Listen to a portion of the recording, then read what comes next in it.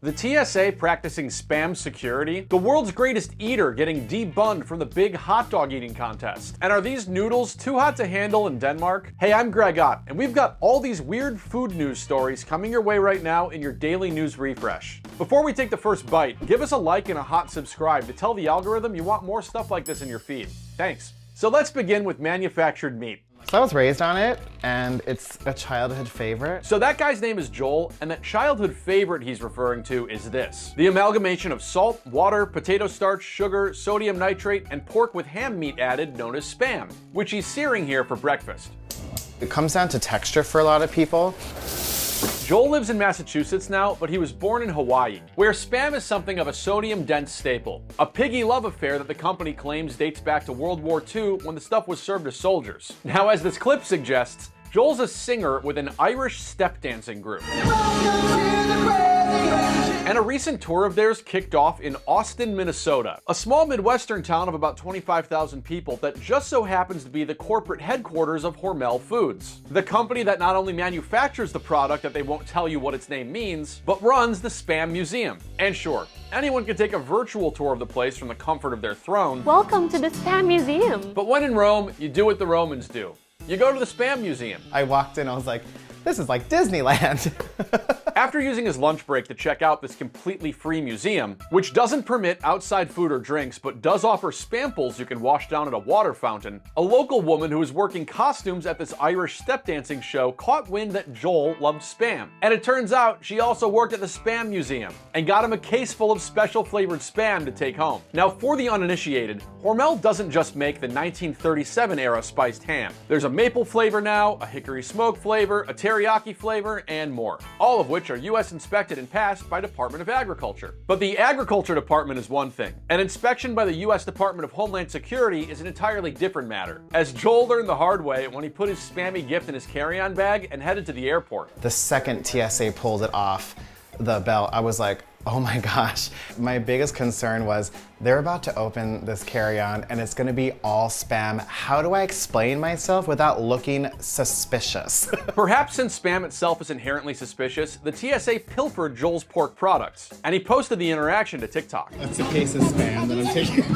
So I'm like, oh, the hickory smoke's really good. I got the bacon in there. Like, I was telling him what my stash was. His TikTok quickly blew up and the video ended up getting millions of views, just like this one, right? And Joel was eventually contacted by a very interested party. I think as they have been seeing this get bigger and bigger, I actually had Spam like call me. Yeah, in perhaps the only instance in history in which someone looked forward to receiving a Spam call, Hormel got a hold of Joel to send him another case of Spam and even coordinate a Spam night at the restaurant he works in back in Massachusetts. Let's do a little more for good luck. Now, in case you're wondering why the TSA took such a keen interest in Spam beyond its appealing flavors, as we told you earlier this year on your news refresh, please subscribe, perhaps it's because our nation's finest security theater professionals have come across all sorts of weird food finds that aren't just dangerous to your stomach, like this loaf of keto bread with a tasty knife in the center, and this container of crawfish boil that concealed a pound of meth that were each found by agents last year. And hey, if there's any lesson to be learned in the story, it's that any food at the airport is dubious at best.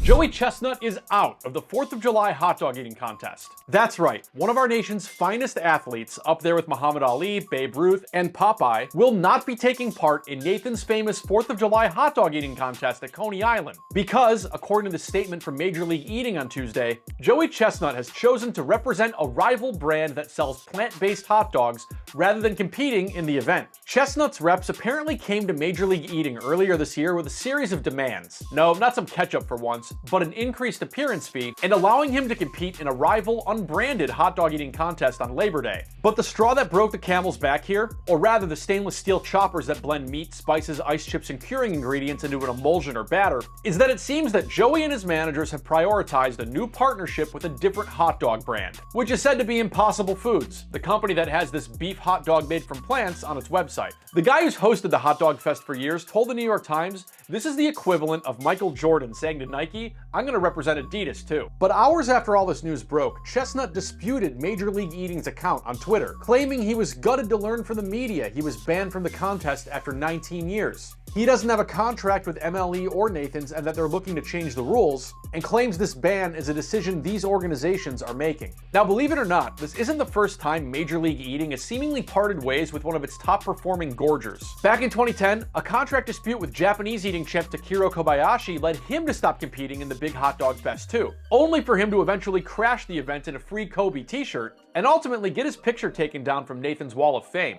Chestnut's ban from this year's hot dog eating contest, of course, is devastating news for fans of the record-setting repeat winner of the mustard belt, who's appeared in the contest since 2005 and set the still-standing record of downing 76 pranks and buns in 10 minutes in 2021. Though eliminating the biggest wiener on the block could be a fortuitous opportunity for the likes of James Webb. Not the guy who wrote MacArthur Park or the NASA administrator for which the groundbreaking space telescope has been named, but the 35-year-old Australian hot dog eater who placed third in the competition last year. Major League Eating observes Joey Chestnut is an American hero, and they hope he returns to the hot dog contest when he's not representing a rival brand. Follow your news refresh for more weird and interesting news stories like these, and in the case of Mr. Chestnut, the ultimate fate of our republic.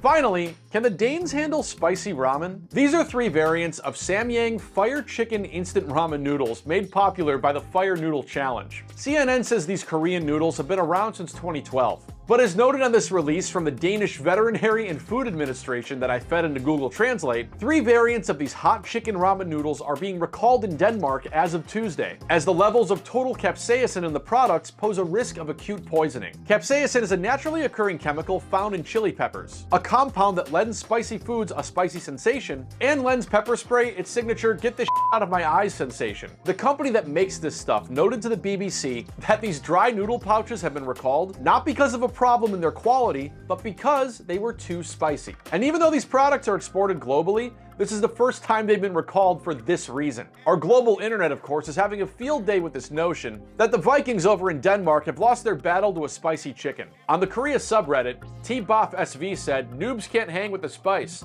And Woodworking Lovemaking said, while known_reputation_738 said, "I had the from these noodles a few days ago." And it is worth pointing out that these particular products are a little bit spicier than some butter cookies dipped in sriracha. Taste testers claim the weakest of these 3 packages scores around 4,000 on the Scoville heat scale, which is about the equivalent of a jalapeno pepper, with a 3x variant of these noodles going up to, well, 3x that, to about the strength of a serrano pepper. Math or not, the National Capital Poison Center notes that too much capsaicin can nevertheless lead to nausea, vomiting, abdominal pain, diarrhea, and a burning sensation. Of course, one thing you can never get too much of is content, so subscribe to the News Refresh for new weird and interesting news stories in your feed each and every day.